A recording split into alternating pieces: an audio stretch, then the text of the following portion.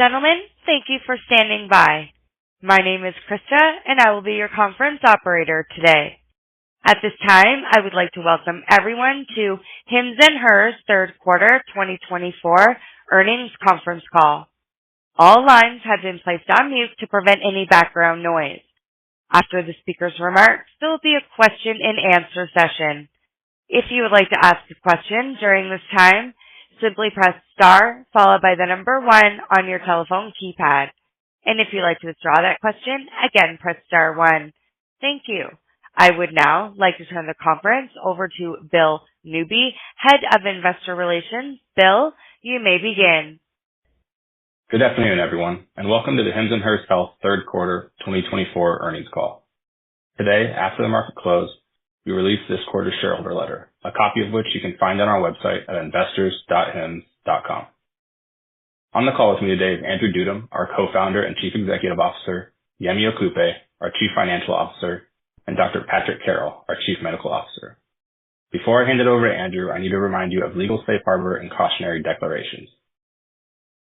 Certain statements and projections of future results made in this presentation constitute forward-looking statements that are based on, among other things, our current market, competitors, and regulatory expectations, and are subject to risks and uncertainties that could cause actual results to vary materially.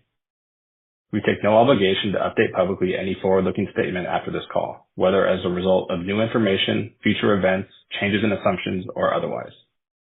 Please see our most recently filed 10-K and 10-Q reports for a discussion of risk factors as they relate to forward-looking statements. In today's presentation, we will also have certain non-GAAP financial measures. We refer you to the reconciliation tables to the most directly comparable GAAP financial measures contained in today's press release and shareholder letter. You can find this information as well as a link to today's webcast at investors.hims.com. After the call, this webcast will be archived on the website for 12 months. And with that, I will turn the call over to Andrew. Thanks, Bill.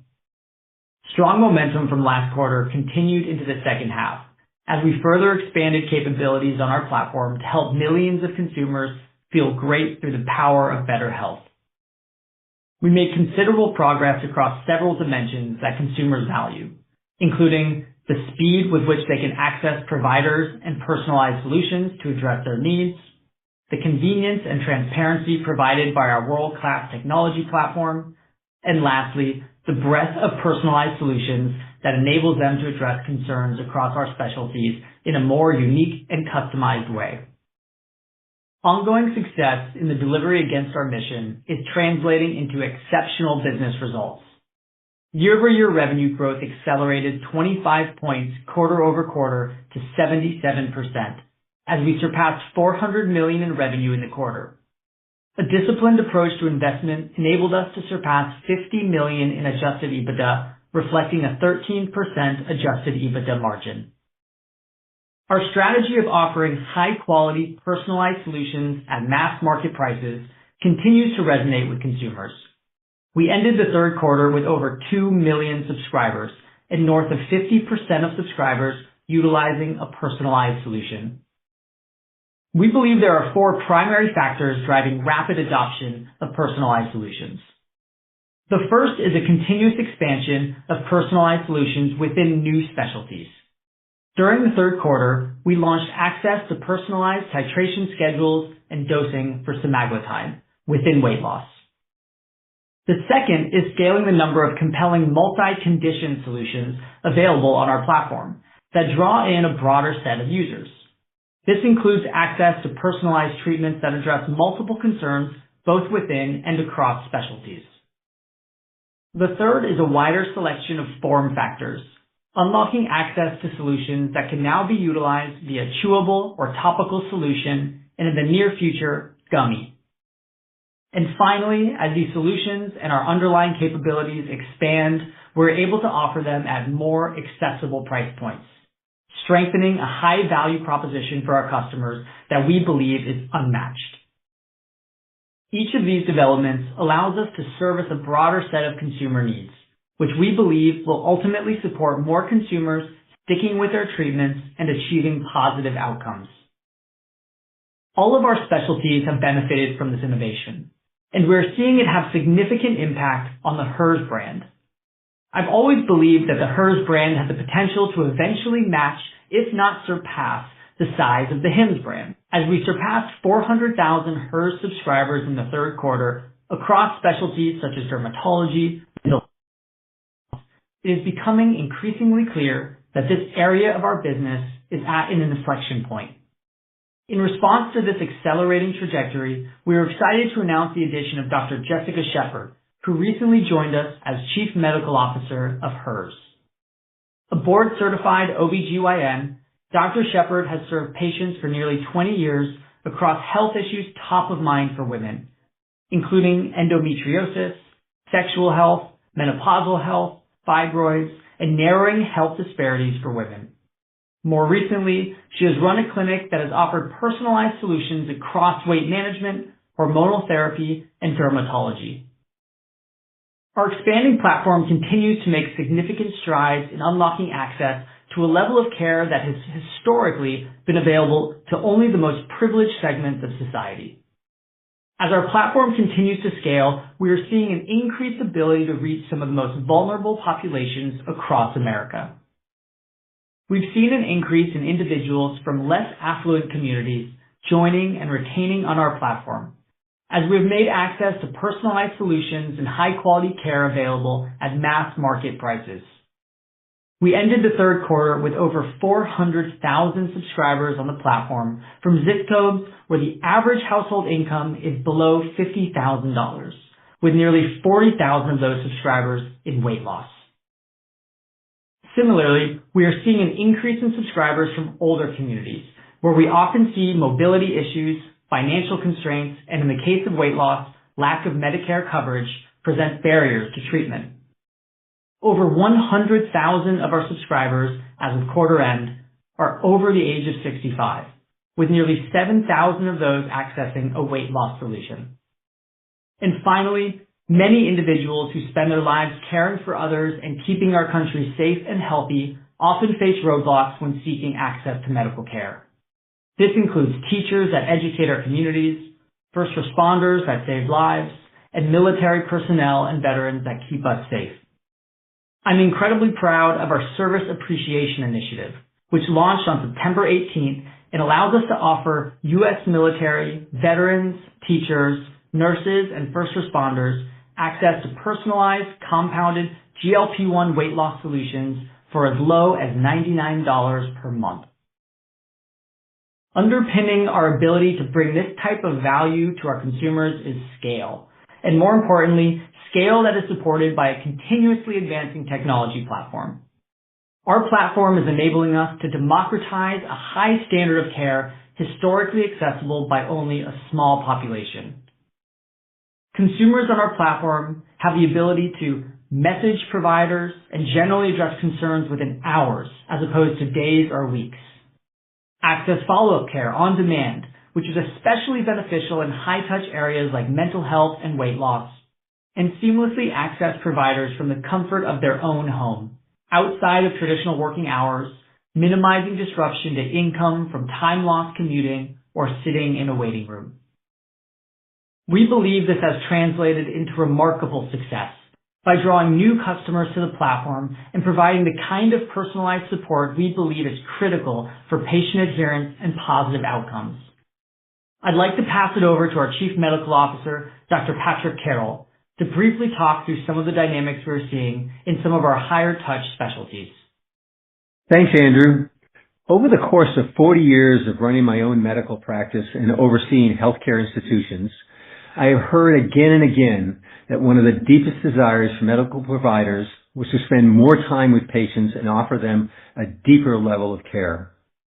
There are several hurdles that impact this ability for medical providers, which unfortunately only increased for many in recent years.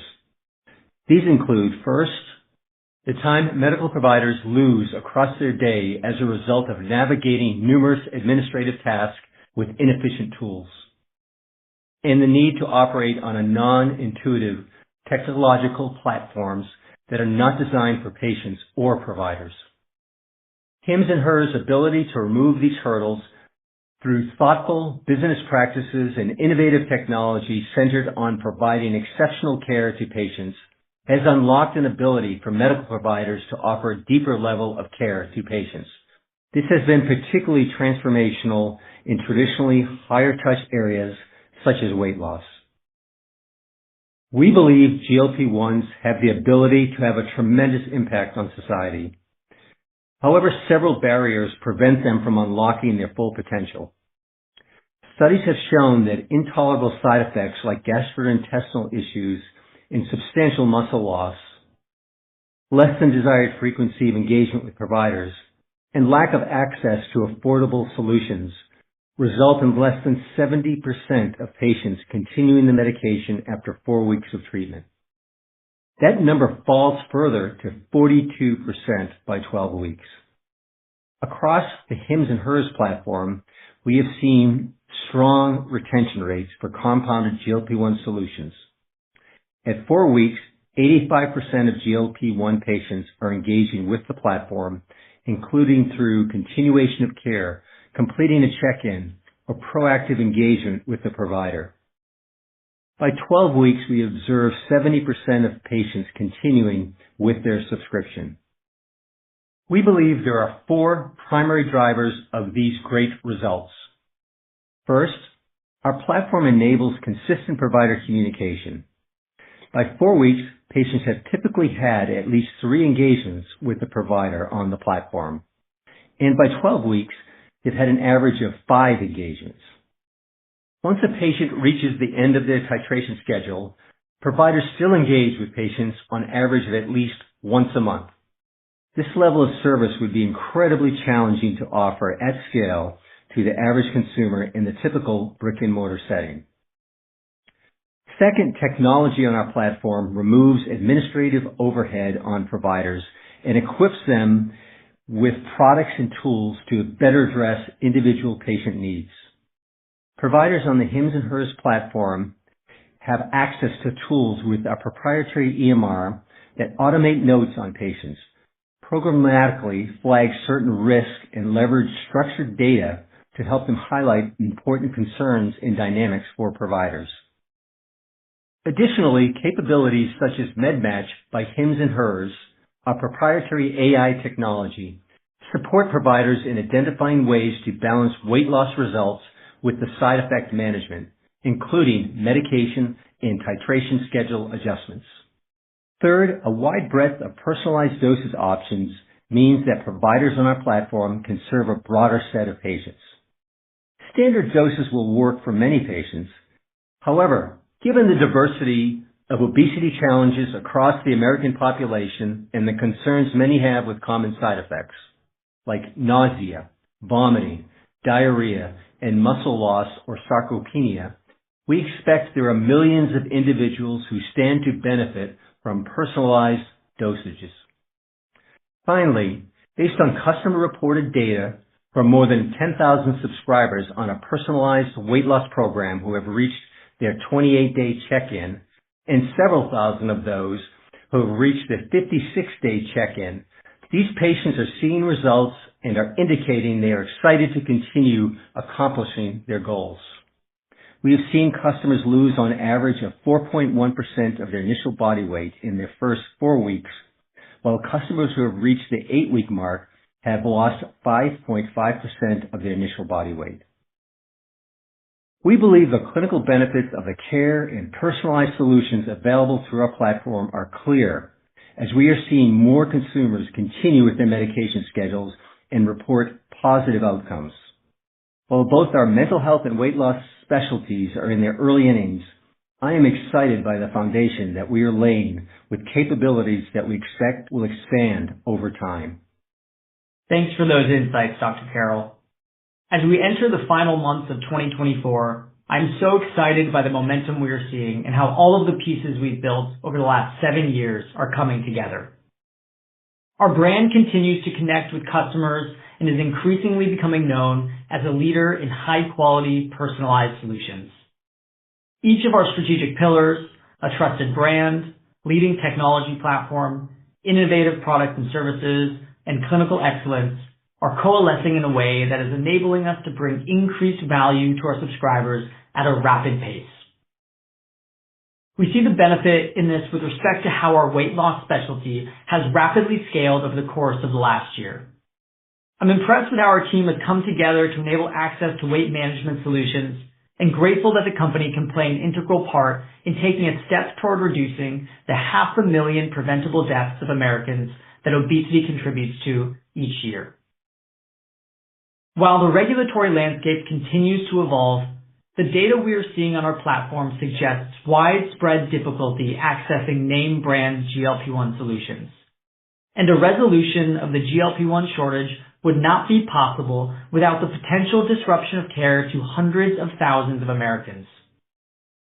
In the last 2 months, a total of over 80,000 reports have come through our platform from consumers that have been unable to obtain name brand GLP-1 treatments. And we are seeing the number of consumers voicing their frustration increase, not decrease, in recent weeks. In fact, on a single day last week, we saw nearly 2,000 indications from individuals that have been unable to obtain name brand GLP-1s.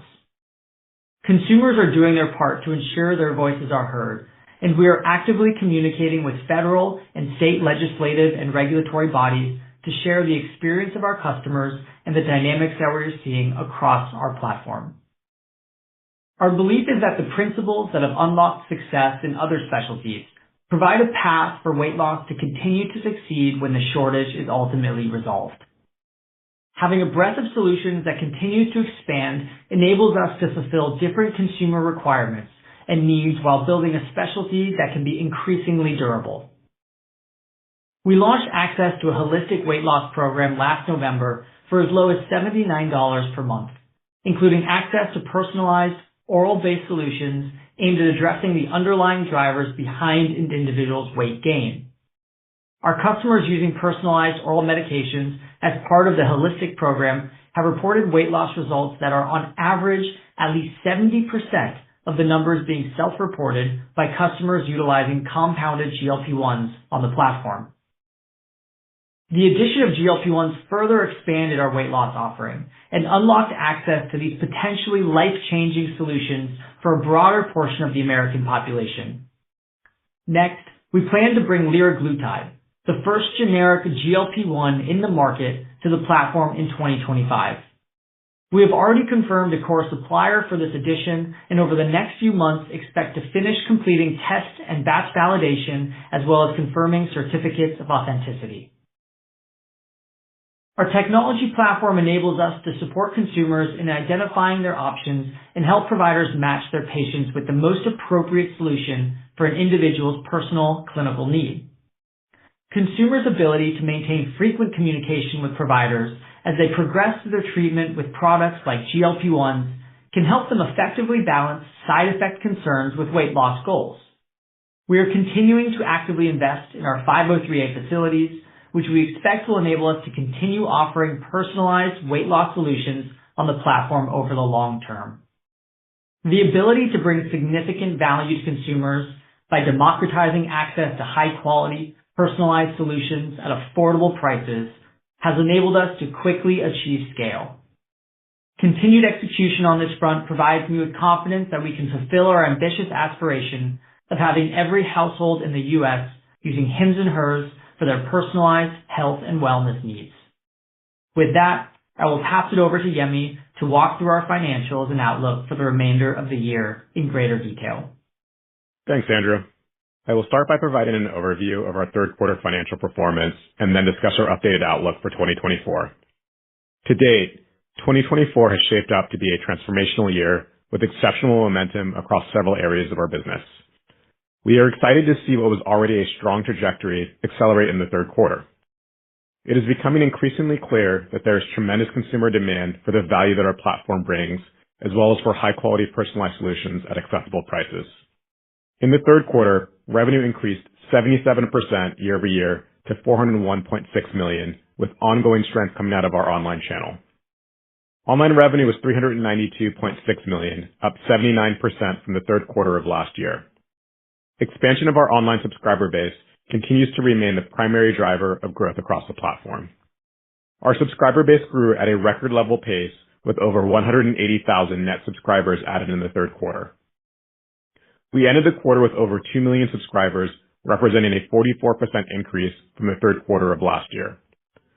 While our GLP-1 offering is resulting in incremental users coming to the platform, the majority of our subscriber growth is coming from our non-GLP-1 related offerings.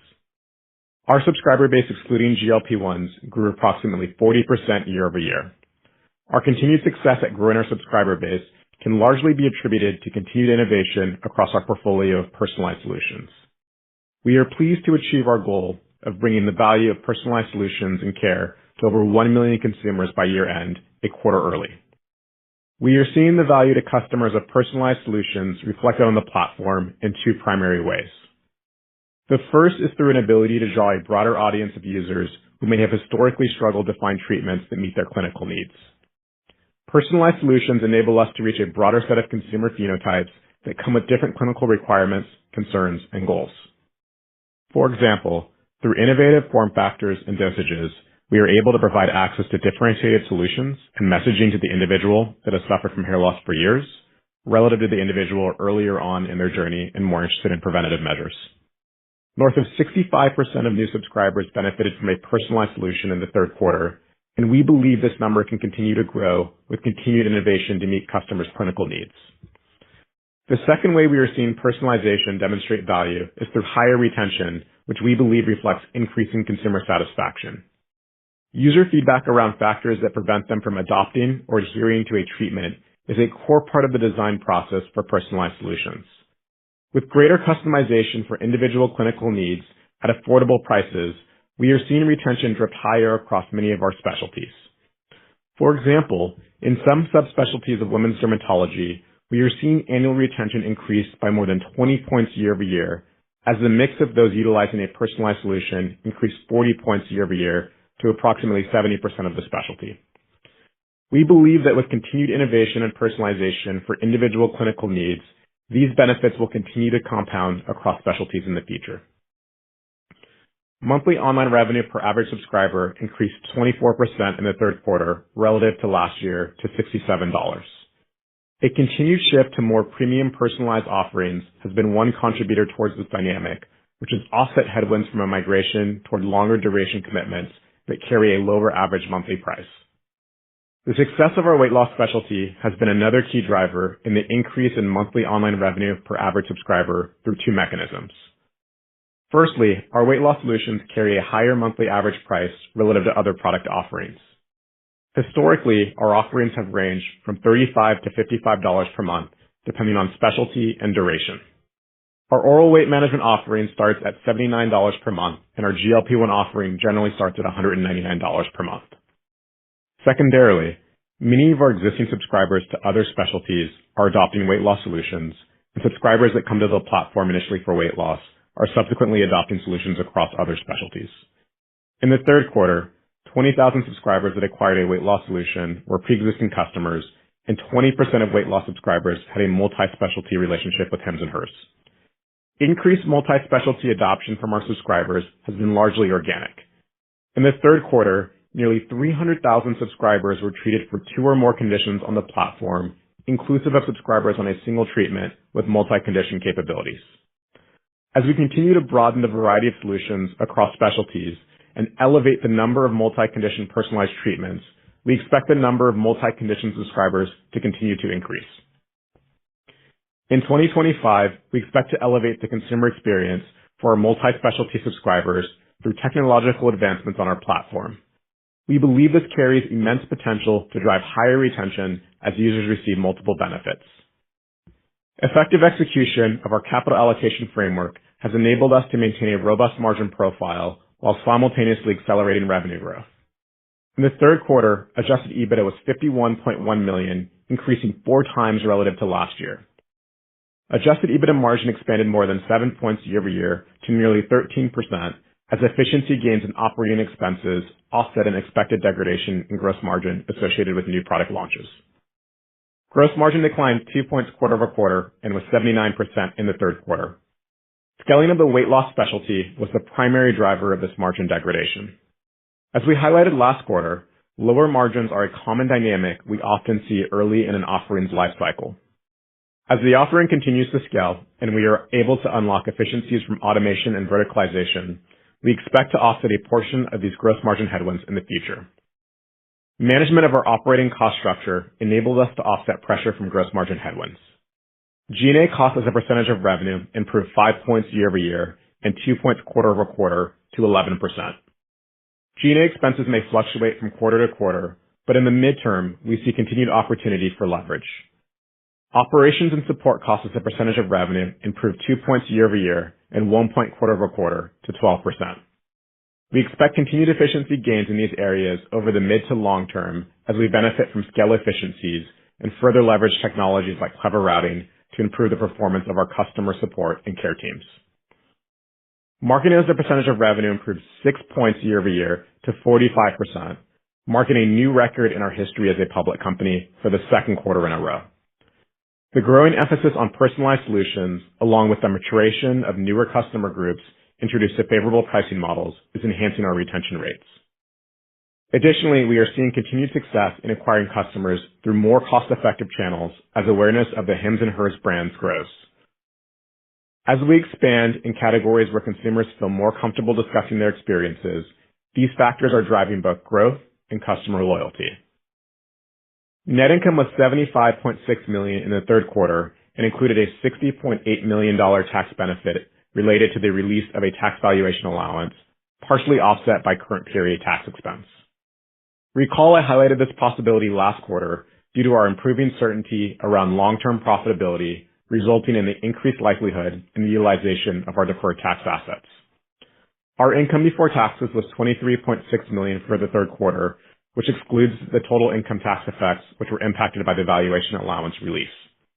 Excellent execution across the business continues to result in improving cash flow dynamics, putting us in a great position to strategically invest in growth, return capital to shareholders, and further strengthen our balance sheet.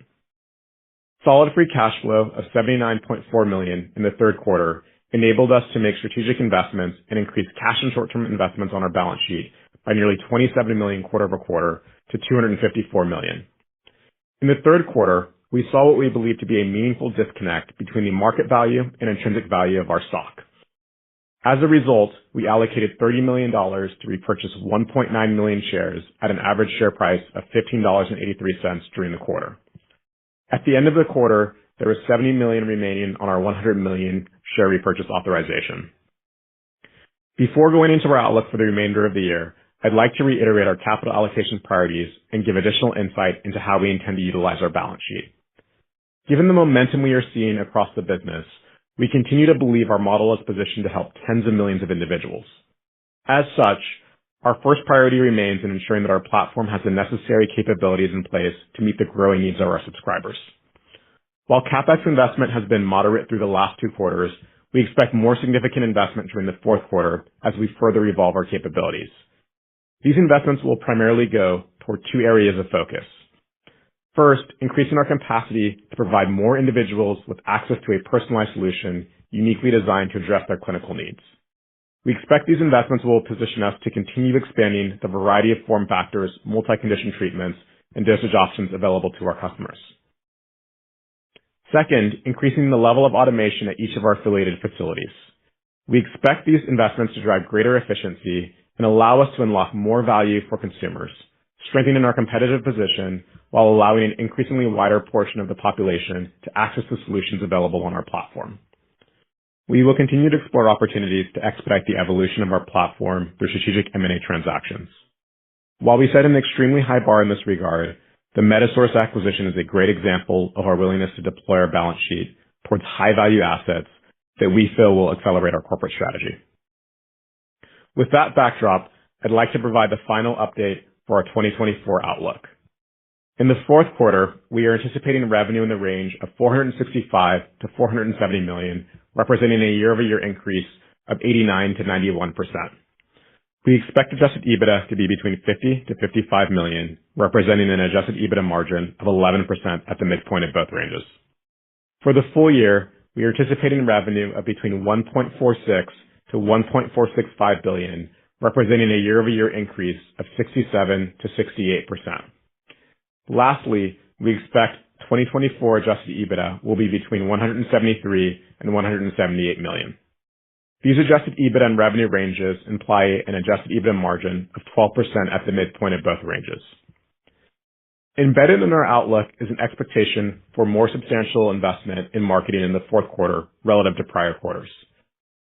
A significant portion of this increased spend will be to build general awareness for our brand, as well as to educate Americans on the evolving dynamics and solutions in the weight management space.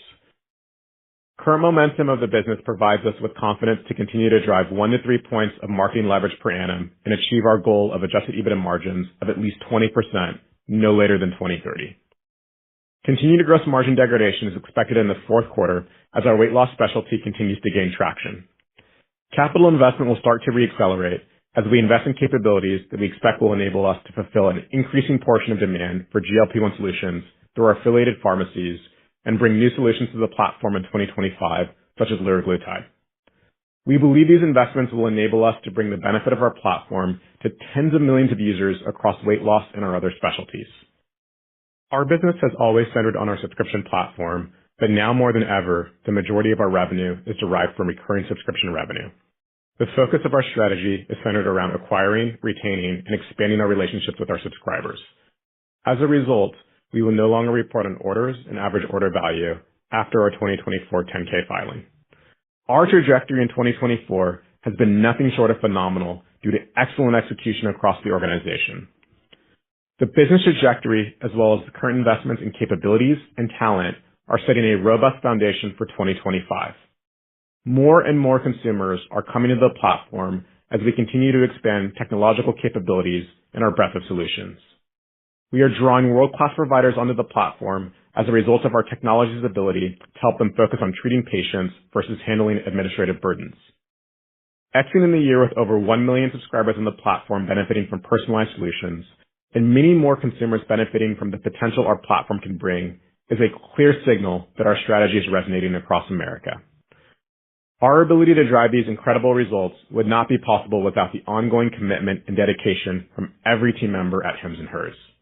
I'd like to thank them, as well as all of our customers, partners, and shareholders for supporting us in our mission of helping the world feel great through the power of better health.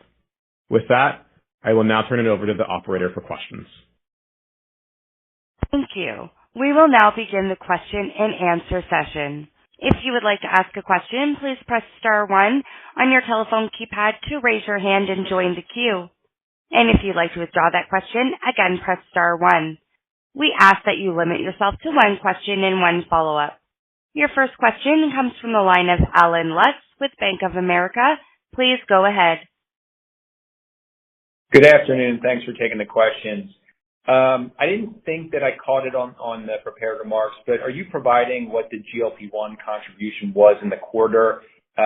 Either members or revenue would be fine. Thanks for the question, Alan. This is Yemi. We provided the year-over-year growth rate of the subscriber base excluding GLP-1s. So that number was north of 40% year-over-year. Okay, got it. And then, Andrew, you mentioned a belief that we can continue to succeed when the shortage is ultimately resolved.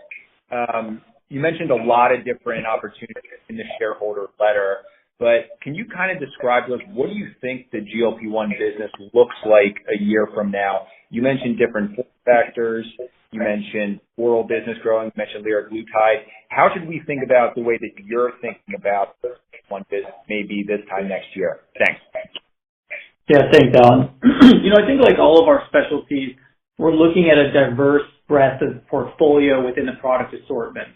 And so when you look at the weight loss business, the oral business, which we launched, the fastest business to 100 million run rate that we had on the platform, that business is delivering 70% of the weight loss of GLP-1 medicines for $70 per month. You then have medications like liraglutide, which are generic medications now coming to the platform in 2025. You have, when it comes to on-patent, all-brand medications like semaglutide, the ability to hyper-personalize for the millions of patients that need to mitigate those side effects of muscle loss and nausea and vomiting. So we think the composition of all of those different avenues will enable quite a durable business across weight. And that really, I think, is regardless of whether or not that shortage dynamic happens, in a couple of months or next year or years from now. I think the precedent specifically on the GLP-1 side for personalization and compounding through the 503A has existed for many, many years. And I think the regulators, the legislators, the drug companies, the healthcare system really respect the clinical need of that personalization when it's necessary for a patient. And given you're talking about north of 100 million people suffering from obesity in this country and the very, very high side effect rate with these medications, we fully expect that there's millions of patients that will need that level of personalization that our platform over the long haul is really well equipped to deliver on. Great. Thanks, Andrew. Your next question comes from the line of Maria Ripps with Canaccord. Please go ahead. Great. Congrats on the strong quarter, and thanks for taking my questions. First, and this is the question for Patrick, actually. So you talked about sort of healthy retention rates during the initial period of treatment, especially compared to the Blue Health Intelligence study. What are some key reasons you were sort of observing that are driving some of these patients to maybe drop out during sort of the initial period of treatment, especially given that you are that you're able to personalize the titration schedule? And then secondly, more broadly, how are you thinking about the average duration of the GLP-1 patients on the platform? Yeah, Maria, let me take the first question, pass it on the call. When it comes to the GLP-1 study and the white paper we put out last week, the numbers were really quite astounding. As you mentioned, 70% of patients on the HIMS and HERS platform that are getting this type of personalized treatment are adhering and retaining on the treatment relative to just around 40% in the traditional brick and mortar system that has been reported. That's a 30-point delta in clinical adherence. And when you look at the public data on GLP-1 adherence over the course of a year, the data is also staggeringly low. You're talking about 10 to 15% of people actually being retained. The reasons for these are relatively straightforward, but very material. You have nearly every single person who tries these medications experiencing side effects. You've got very widespread nausea, vomiting, muscle loss is of great concern, gastrointestinal issues, and for many patients, they can't bear those side effects. And so I think what's really powerful about the HIMS and HERS platform is you've got the combination of factors. You've got the provider communication. As we've mentioned, providers are talking to these patients and engaging with them every single month, allowing a really robust set of communication to titrate, adjust dosing, adjust treatment regimen in order to optimize for the patient's needs and for the side effects.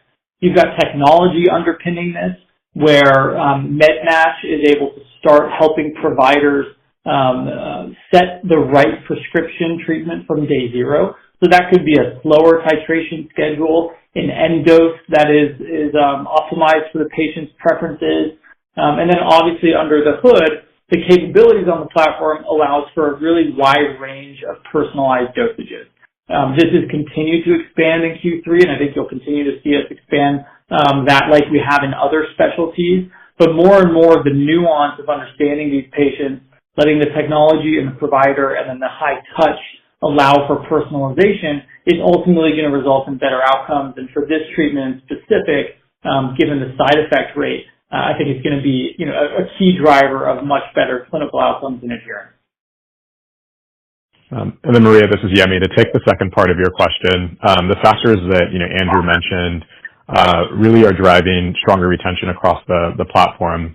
What we are seeing is that the brand, the transparency, and really having providers act as a partner in the care with consumers is also providing consumers with greater comfort up front to commit to longer durations on the platform. And so I think that across the GLP-1 solutions, we are seeing consumers adopt on the higher end of the duration spectrum that currently sits at roughly around 5 months right now for the typical consumer.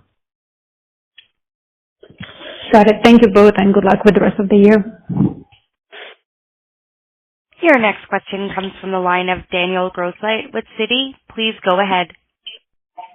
Hey guys, thanks for taking the question and congrats on the strong quarter. You noted in your shareholder letter that you introduced the personalized dosing and titration for GLP-1s, and you mentioned, I think, on the call that around 10,000 folks are on that, which would make it a little less than 20% of GLP-1 members, if my math is correct. So I just wanted to confirm that I heard that correctly, around 10,000 on the more personalized titration schedule.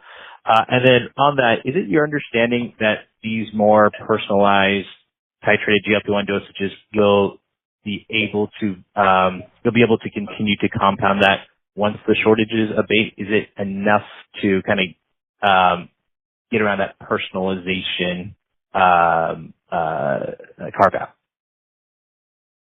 Thanks, Daniel.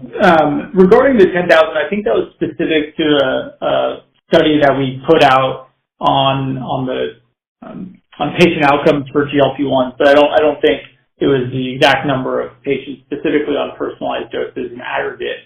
I think more and more, given the nature of our business, as you know, for many years across specialties, patients are coming to us for personalization. That's the type of person that comes to us. And so I think our platform will continue to invest in catering to those needs. The compounding exemption, whether or not on shortage or not, has always allowed for the personalization when clinically necessary, and this can be in form factor, it can be in doses, it can be in combination therapies. There's very well documented and outlined aspects of the compounding exemption for which are allowed and necessary for clinical flexibility. We believe that dosing specifically for this type of a treatment to mitigate side effects is very much right down the center of what that compounding exemption is built for.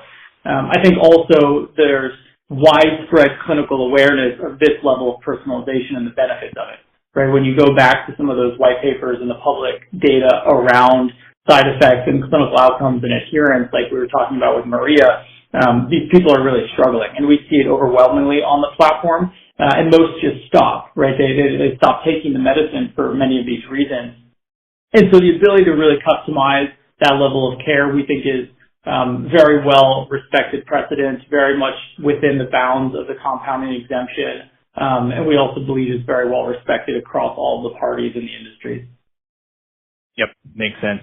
And then on the acquisition of the 503B compounding pharmacy that you recently closed, what investments do you need to make to get that operational and up and running on GLP-1s? And Yemi, was that a bulk of the CapEx that you were talking about increasing in the fourth quarter? Yeah, thanks for the question, Dan. So I think that when we look at the acquisition of Metasource, I think as it stands today, it does have the capability to produce the GLP-1s.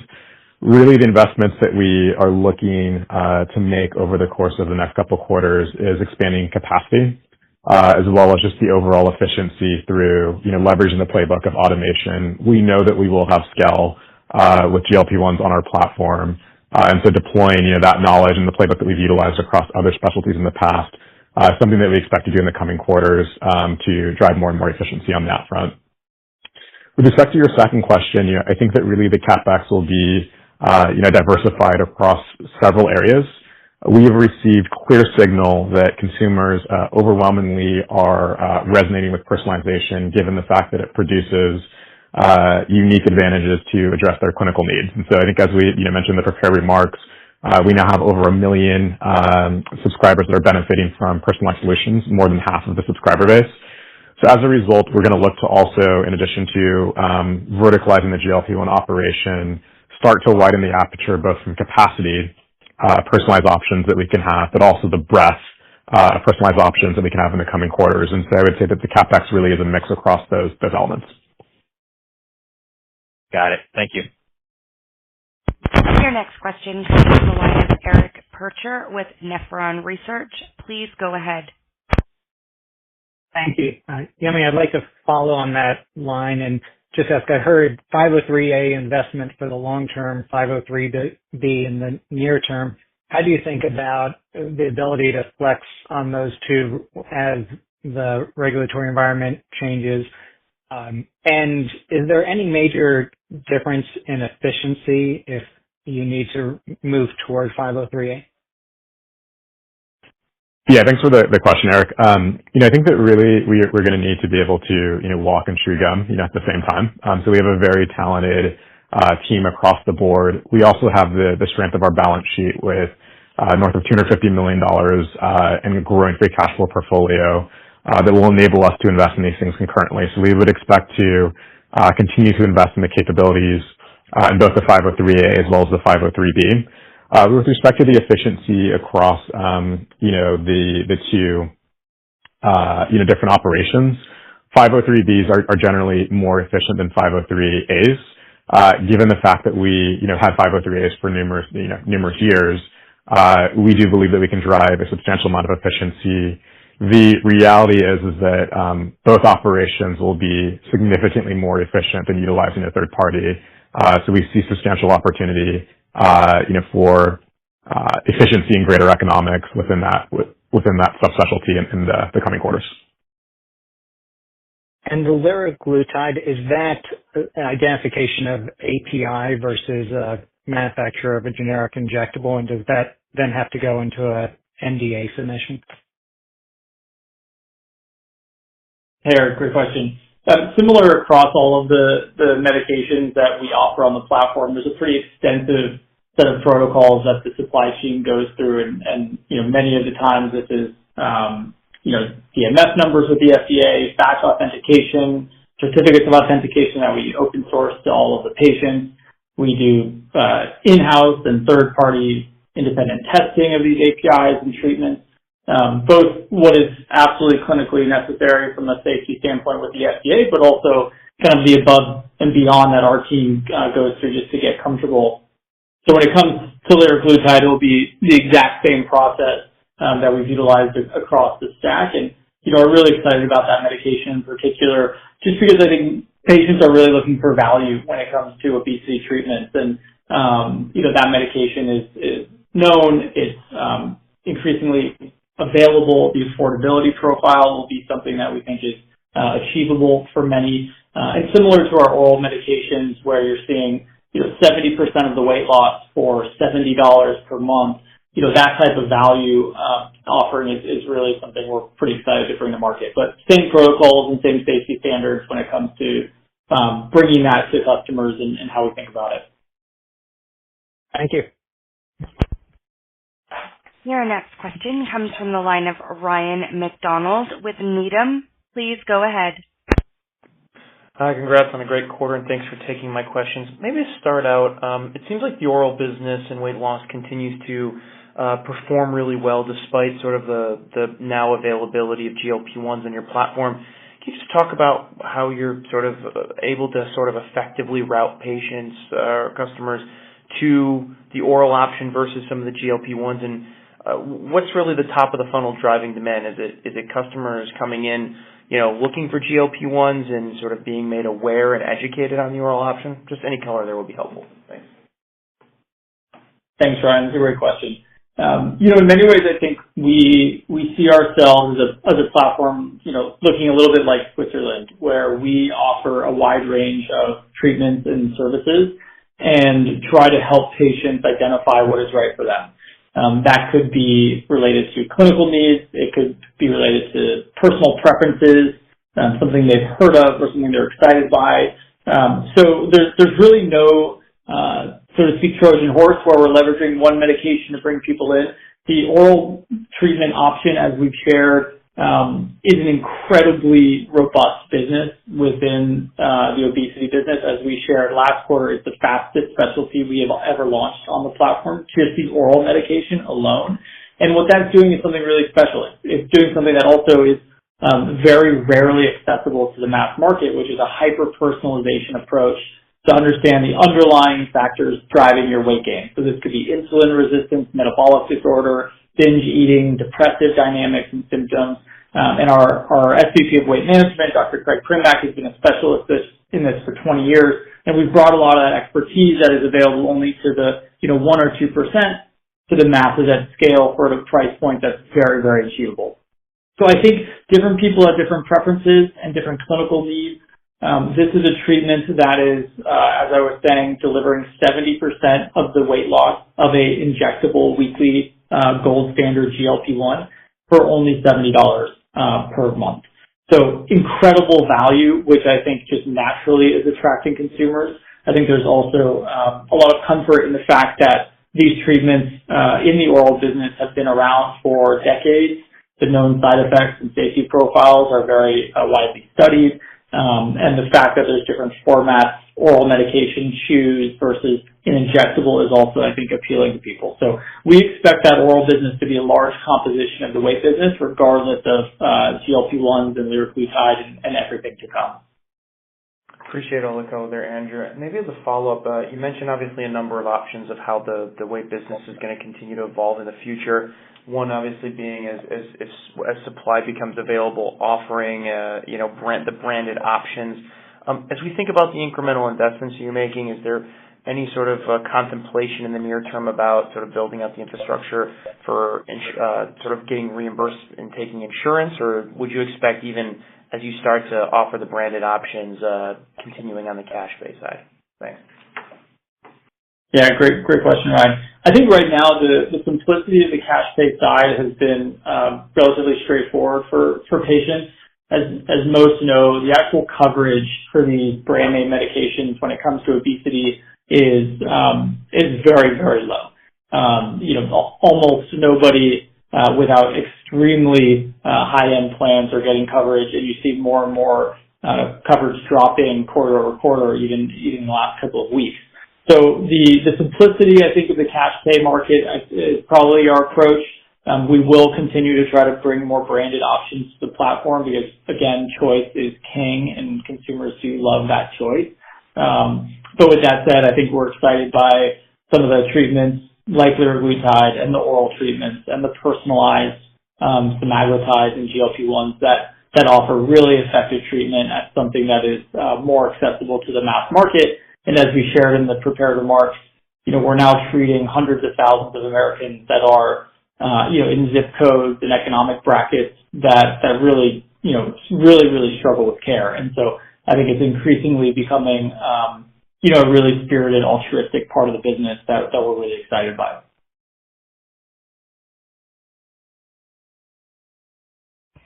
Your next question comes from the line of Aaron Kessler with Seaport Research. Please go ahead. Great. Thanks, guys. A couple questions. Just in terms of new sub-verticals with kind of Dr. Shepard joining as CMO of HERS, can you just help us think through the potential kind of for new sub-verticals within the HERS category? And just within some of maybe the traditional categories you've been in, including sexual health, kind of hair, dermatology, just provide us an update on maybe performance of some of those within the quarter as well. Thank you. Yeah, thanks, Aaron. So on the new side of the house, we're really excited by Dr. Shepard joining.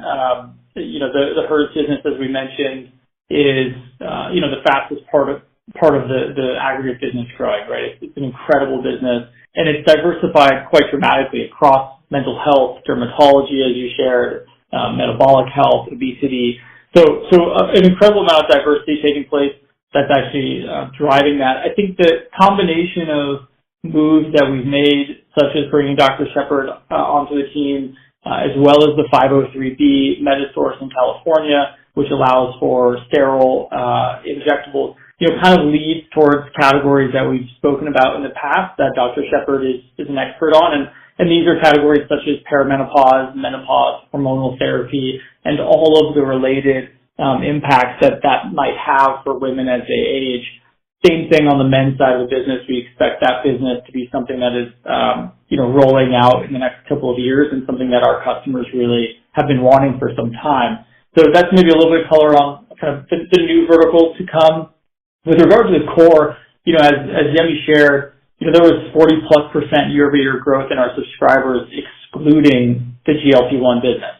So the core is growing very robustly. You're seeing mass market adoption of the personalization options across all of these categories with, I think it's 65-70% of new customers now opting for personalization, which is really bringing a level of clinical excellence, adherence, stickiness, retention, and customer demand to kind of all-time highs across the core, which which we think has been an exciting contributor, which is even more exciting when you add in, obviously, the scale of the obesity opportunity. So it's a combination of those factors that are driving all of this growth. Great. Thank you. Question comes from the line of Jonna Kim with TD Cowen. Please go ahead. Thank you for taking my question. As you focus on creating more efficiency around your platform, how are you thinking about the pricing structure overall, and do you plan to lower any price in 2025? And also, as you think about the weight loss side, will you be able to lower your pricing on that specialty as well? Yeah, Jenna, thanks so much for the question. I think, what we constantly do as we unlock efficiency gains is we look for the best vehicles to pass that through to consumers. Some of this you're seeing in the rollout of some of the newer products, like the multi-condition treatments in sex and hair, where we're able to roll that out for as low as $49 per month for both conditions. I think that as we unlock additional efficiencies, we will definitely test, price as a lever. But, as we see the technological capabilities across the platform expand, we also have numerous specialties. We're very excited by some of the additional creative opportunities that we can do beyond price to pass value back to consumers. And just one follow, you mentioned GLP-1 users are also using other offerings that you have. What is the strategy to further grow this sort of the cross-selling of your platform? Thank you so much. Yeah, to date, it's largely been organic. Like what we do see is that as we have a wide breadth of specialties across the platform, users are organically opting into multiple treatments. As we look to 2025, I think that subscriber growth will largely be the continued focus in aggregate. But what we can do is, make it easier for users to opt and select into multiple bundles through removing friction points that we're aware of today. And so we would expect that number over time to go up. But largely, in the next quarter or two, it will be mainly organic. Okay, thank you. Your next question comes from the line of Jailendra Singh with Truist Securities. Please go ahead. Thank you, and congrats on a strong quarter. I want to go back to GLP-1 related contribution in the quarter. It seems like GLP-1 related subscriber count was around 47 to 48,000 in the quarter. Is there any additional color you can provide us to frame the revenue contribution in the quarter? You said $12 million in 2Q. Just trying to understand the growth there. Basically, the AOV was up pretty strong sequentially, and trying to understand how much is driven by GLP-1 contribution versus like other tailwinds in the quarter. Yeah, I think I can kind of take that in a few questions. So I think that we largely see the subscriber growth coming from the core. That said, we do see accelerating GLP-1 growth. Some of that was a result of the fact that we started to roll out GLP-1s across a broader number of states. Additionally, as consumers become more aware of the capabilities that we offer and we expand those capabilities, we do see GLP-1 adoption accelerating and increasing on the platform. I think, just kind of doing the math on the subscriber count and looking at the, rough average approximation of the monthly average revenue per subscriber can get you within the ballpark of what the GLP-1 contribution looks like. Okay. And then going back to the comment earlier made about, only 13% of GLP-1 canceled their treatment in the first month. Of the remaining 87%, are you seeing customers renewing for the same duration? Are you seeing them opting for higher duration subscription? Are you seeing like people getting comfortable signing for 3, 6, 12 months? Just trying to understand the mix of the duration in the subscription here. Yeah, I think what we do see is that, really I think that the hurdle, like most of our other specialties, the cancellations come early on in the life cycle of a given user. As a user, particularly for medication like GLP-1s, starts to cross, the 12-week or 3-month milestone, you generally do see that the overall platform becomes sticky, and we would expect that. With respect to the duration of weight, what we mentioned in a question earlier is that we're seeing a duration, kind of in the ballpark of 5 months. And that really is just a testament to consumers are enjoying the transparency that our platform is bringing They're enjoying having providers act as partners and walk them through how to get effective care, how to manage side effects, that Andrew mentioned earlier, such as muscle loss or nausea. Providers walking consumers, through that is really resulting in strong and sound results, and as a result, we're seeing very strong performance on the typical durations that consumers are signing up for. Great, thanks a lot. And that's all the time we have for questions today. And ladies and gentlemen, that does conclude today's conference call. Thank you for your participation, and you may now disconnect.